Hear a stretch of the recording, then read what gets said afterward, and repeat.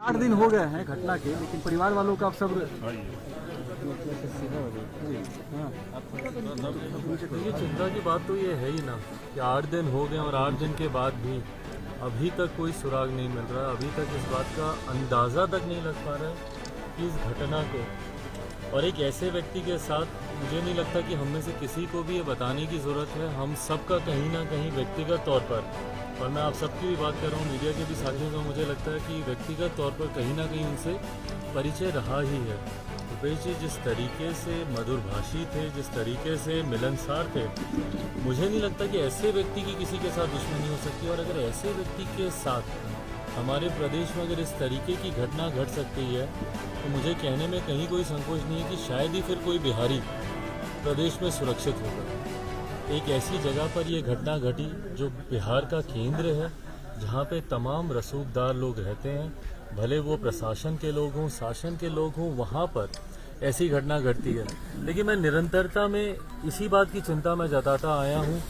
लोग कहते हैं कि मैं राजनीति कर रहा हूँ, पर मेरे लिए आज अगर मैं रुपेश जी की बात कर रहा हूँ तो मैं अपने भाई के लिए मैं बात कर रहा हूँ, मैं अपने साथी, अपने दोस्त के लिए मैं बात कर रहा हूँ। मैं अगर बोलूँगा तो कहा जाएगा कि भैया राजनीतिकरण क्या किया जा रहा है, सरकार पे पुनः सवाल उठा रहे हैं। इसलिए सवाल उठा रहे हैं क्योंकि मुख्यमंत्री के खिलाफ ये बोलते आए हैं।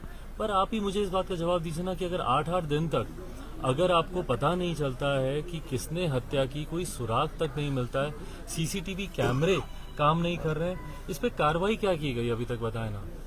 बार बार कहा जाता है कि निरंतर हम मॉनिटरिंग कर रहे हैं, इतनी टीम बैठा दी गई, इतनी कमेटियां बैठा दी गई, तो क्या फायदा उस टीम का और उस कमेटी का कि अगर 8 दिन तक आप सुराग तक नहीं लगा पाए।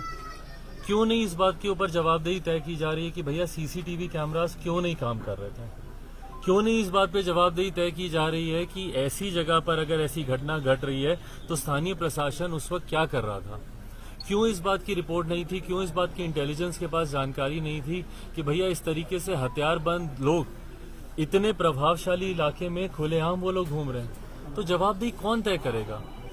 इस बात को अभी तक क्यों नहीं सुनिश्चित किया जा रहा कि यहाँ पर जो परिवार के बाकी लोग हैं, कल को इस बात का क्या प्रमाण है कि भैया परिवार के साथ भी दुश्मनी नहीं निकाली जाएगी। क्यों यहाँ पर परिवार को सुरक्षा नहीं दी जा रही है। जो व्यक्ति उनके साथ दिन रात 24 घंटे रहता था, अमन है जो उनके साथ दिन रात रहते थे, क्यों नहीं इनको सुरक्षा दी जा रही है। अगर उनके ऊपर अगर इस तरीके की कार्रवाई की जा सकती है तो कल को हो सकता है कि अपराधी दुश्मनी निकालने के लिए इनके साथ भी वही बर्ताव करें। इनको क्यों नहीं सुरक्षा दी जा रही है। यहाँ पे परिवार के लोगों को क्यों नहीं सुरक्षा दी जा रही है। उनके भाई साहब का कहना है कि कल को इस घर को दुश्मनी में डायनामाइट से उड़ा दिया जाए या अपराधी इसी तरीके से घर में बंदूकों से लैस होकर आकर हम लोगों के ऊपर गोलियां चला दे, हम लोग को मार दे, तो कौन इसकी जिम्मेदारी लेगा। तो जो एक घटना घटी वो तो घटी, पर कम से कम भविष्य में ऐसी घटना ना घटे। बार बार निरंतरता में मैं हमारे मुख्यमंत्री, हमारे गृह मंत्री की भी जो जिम्मेदारी संभाल रहे हैं उनसे मैं यही आग्रह करूं कि कम से कम इतना तो कीजिए। हमारे प्रदेश के मुख्यमंत्री हैं आप, आपसे अगर उम्मीद नहीं अभी कोई रखेगा तो कौन रखेगा। आज की तारीख में आप ही इस जिम्मेदारी को आप निभा रहे हैं, तो आप ही से ही हम लोग आग्रह कर सकते हैं। बट आपसे जब आग्रह करते हैं तो आपको लगता है कि भैया हम आपसे सवाल कर रहे हैं, हम आपके ऊपर प्रश्न उठा रहे हैं। प्रश्न नहीं उठा रहे हैं, पर आप हमारे प्रदेश के मुख्यमंत्री हैं, आप ही से ही हम लोग की उम्मीदें हैं। आप ही कुछ कार्रवाई कर सकते हैं। अगर आप भी नहीं कर पाएंगे तो फिर कौन कर पाएगा। कोई नहीं कर पाएगा। लॉ एंड ऑर्डर को संभालना राज्य सरकार की जिम्मेदारी होती है। इसीलिए आज पुनः आपसे आग्रह करते हैं कि एक तो जो घटना घटी उस पर तो जल्द से जल्द कार्रवाई की ही जाए, और अगर आपसे अगर नहीं बनता तो सिफारिश करें आप सीबीआई से कि केंद्र की एजेंसी आए और वो आकर इसकी जिम्मेदारी संभाले, वो कम से कम तथ्यों को सामने लेकर आए। पर कम से कम दोबारा ऐसी घटना ना घटे, उनके परिवार के लोगों के साथ ऐसी घटना ना घटे, उनको तो कम से कम सुरक्षा मुहैया कराई जाए। यहाँ पर क्यों नहीं पुलिस की तैनाती है, क्यों नहीं यहाँ पे सुरक्षा बल यहाँ पे तैनात है। लोग आ रहे हैं, जा रहे हैं, दुनिया भर के लोग, जाहिर सी बात है संतानवा देने के लिए या यहाँ पे परिवार के साथ खड़े होने के लिए भी कई लोग आ रहे हैं। पर उसी की आड़ में कोई अगर अपराधी भी यहाँ पर घुस आता और यहाँ पर उसी तरीके की घटना को अंजाम दे दे तो कौन जिम्मेदारी लेगा। इसीलिए सबसे पहले तो आप सबके माध्यम से मैं लिखित रूप में भी मैं आग्रह करूंगा। मैं यहाँ से मैं फोन भी लगा रहा था पर मेरी बातचीत नहीं हुई प्रशासन के लोगों से, पर मैं उनसे आग्रह करूंगा कि सबसे पहले परिवार के लोगों को यहाँ पे सुरक्षा दी जाए। परिवार का एक आधार खोया, एक ऐसा व्यक्ति, कामकाजी व्यक्ति जो पूरे परिवार को जो संभाल कर चल रहा था, उसकी यहाँ पर निर्मम हत्या की गई है। सरकार कहीं ना कहीं जिम्मेदारी ले कि हमारे प्रदेश का एक होनहार लड़का था।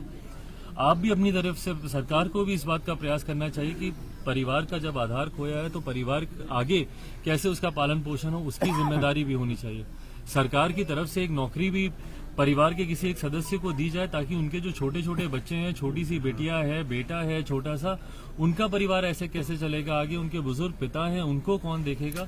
तो सरकार की तरफ से उनके परिवार में से किसी एक योग्य व्यक्ति को नौकरी भी दी जाए, इसका भी मैं आग्रह करता हूँ। सबसे ज्यादा जरूरी की सुरक्षा दी जाए, ताकि बच्चों का भविष्य, छोटे छोटे बच्चे हैं, छोटी सी बेटियां है, छोटा सा उनका बेटा है, उनकी बीवी है, उनके बुजुर्ग पिता हैं, भाई हैं, इनके ऊपर भी कहीं ना कहीं भय के खौफ में ये लोग जी रहे हैं। इनको सुरक्षा का भाव मिले, कम से कम सरकार इतना तो कर सकती है। ये तो कोई बहुत बड़ी मांग हम लोग नहीं कर रहे हैं कि परिवार को सुरक्षा दी जाए।